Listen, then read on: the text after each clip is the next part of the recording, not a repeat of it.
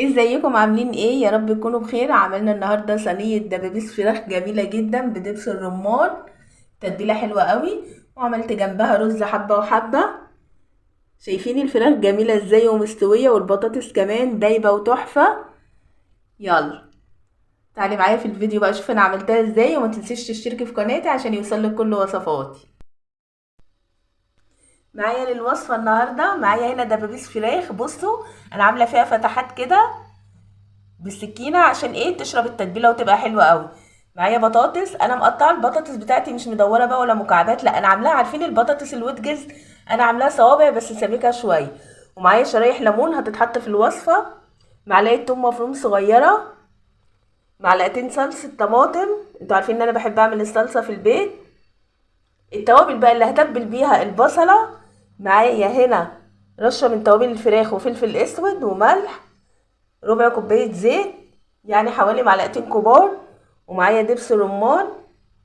التوابل بتاعتي بسيطة خالص، معايا توابل فراخ وملح. وانا احط ورقتين لورا في التتبيلة، وحبهان صحيح. ومعايا هنا كاري. معايا علبة زبادي وعصير ليمونة. ودي بصلة كبيرة حلوة كده انا مقطعاها شرايح كده جوليان ودواير، عشان ايه؟ هنتبلها. يلا بينا بقى نعمل ايه التتبيلة الجميلة. جبت بولة واحط فيها البصلة بتاعتنا، وهنزل بيها بالتوابل، فلفل اسود وتوابل فراخ ورشة ملح، واقلبها كلها مع بعض كده. الخطوة دي ليه بقى؟ انت ما بتتبلي البصلة كده بتبقى جميلة جدا، وبتحطيها كده في الصينية تحت الفراخ، بتبقى حلوة قوي، احسن ما تحطي ايه؟ البصل وعليه الحاجة. هنسيبها شوية كده مع بعض ونكمل باقي التتبيل. وللتتبيلة بتاعتي هحط كده الزبادي. تستخدمي زبادي بلدي او عاملاه في البيت براحتك. واحط كده دبس الرمان. دبس الرمان في الوصفه دي حلو قوي. مش متوفر دبس رمان عادي خالص، حطي معلقه عسل اسود.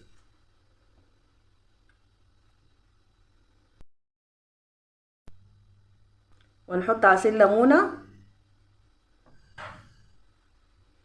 نبتدي نقلب كده شويه، انا عايزه اقلب الزبادي.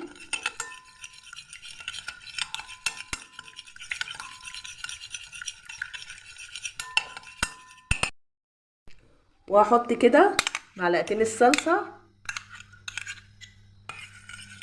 نقلب. طيب ما بتعمليش صلصه زي في البيت عادي، تقدري تستخدمي الصلصه التانية.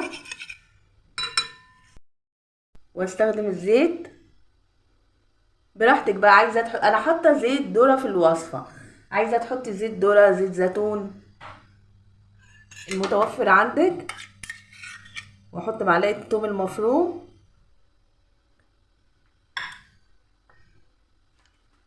والتوابل.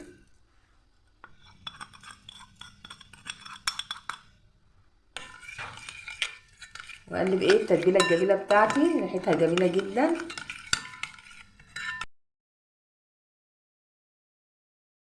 واحط الدبابيس بتاعتي الجميله بقى، بسم الله كده. تقدري تعملي فرخه كامله او راك براحتك. وابتدي ايه؟ اقلبهم كلهم كده مع بعض. انا عايزاها تفضل في التتبيله شويه، كل ما سبتيها بقى في التتبيله تبقى جميله.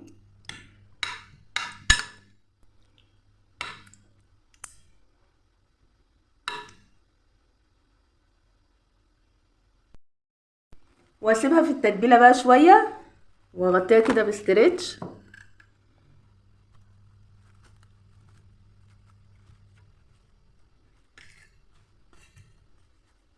تقدري تعمليها قبلها بساعتين، وزي ما قلتلك كل ما تسيبيها في التتبيله تبقى احسن. هسيبها بقى لحد ايه ما تتبل كويس، وبعدين ايه نرجع نشوف هنعمل ايه. جبت الصينيه اللي هتدخل الفرن، وهديها ايه كده مسحه زيت كده، مش عايزه الحاجه بتاعتي ايه تلزق. بس خلاص كده. والبصل اللي تبلناه في الاول الجميل هحطه كده في ارضيه الصينيه ونفرشه كده. وهنحط البطاطس كمان. طب انا ما تبلتش البطاطس عشان هي هتاخد من التتبيله، فمش محتاجه. عايزه تتبليها شيلي معلقتين من التتبيله وتبليها بيها، بس هي تتبل وهتبقى حلوه قوي، لان ايه، احنا عارفين البطاطس هتاخد كل الصوص اصلا اللي نازل من الفراخ.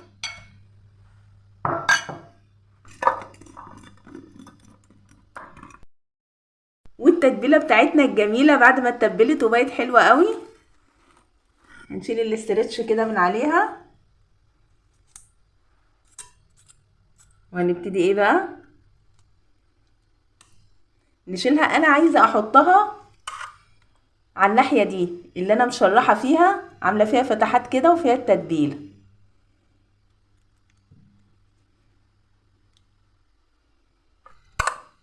نعملهم عكس بعض كده تطلع حلوه قوي برضو في الشكل.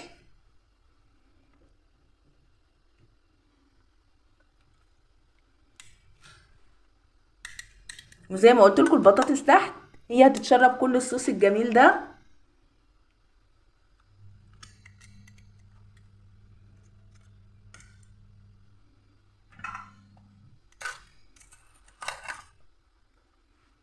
واخر حاجه بقى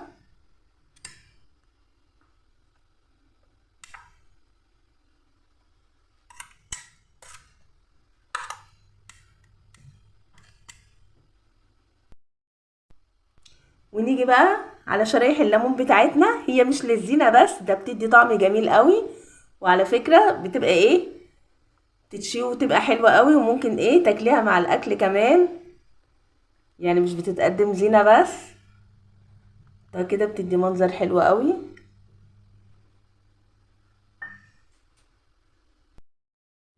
هنسيب الجمال ده بقى، لا على التتبيله بتاعتي بقى نص كوبايه ميه. ليه؟ عشان دي اللي هتسوي لي البطاطس والفراخ. ونقلبهم كده، وانا ظابطه الملح بتاعي، وانتوا عارفين ان الصلصه بيبقى فيها ملح والبصل كمان متبل، يعني ما تحطوش ملح كتير، ما تقفروش عشان ايه ما تبقاش حادقه او مش حلوه. نقلب كده. والحبهان بتاعي والورق اللورا هوزعه كده، انتوا عارفين ان انا بحب ورق اللورا قوي في الاكل وكده.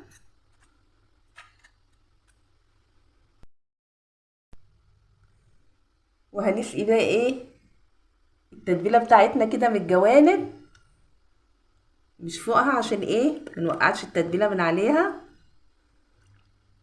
تحفه تحفه.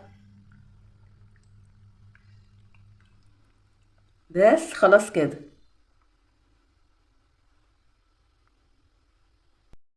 ايه ورقه الفويل بتاعتي، وهعمل ايه ونغطيها بقى كده عشان نكمرها وندخلها الفرن عشان تستوي معايا. هدخلها في الفرن من تحت على الارضيه لحد ايه ما تغلي، واسيبها ربع ساعه، وبعدين ايه اطلعها في النص. ولو احتاجت استوت وبقت تمام واحتاجت افتح لها الشوايه هفتح لها عشان تاخد لون ايه ذهبي جميل. هدخلها الفرن واوريها لكم لما تطلع. بصوا انا دخلتها الفرن على الارضيه بتاعه الفرن لحد ما تغلي زي ما قلت لكم ربع ساعه، واطلعها على الشبكه بقى. الصينيه الجميله بتاعتنا خرجت من الفرن، هنفتحها دلوقتي ونشوفها مع بعض. نشيل ورق الالومنيوم كده. الله على الجمال.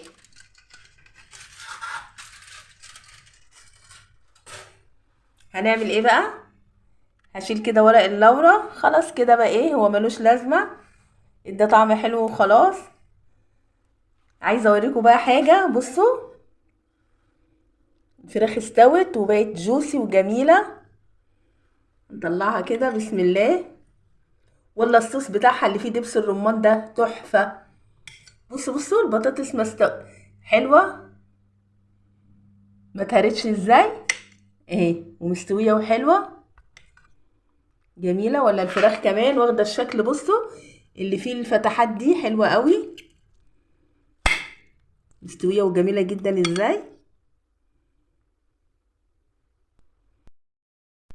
خلاص كده انا خلصت الصينية بتاعتي، واقدم جنبها رز، ده حبة وحبة عملناه قبل كده مع بعض.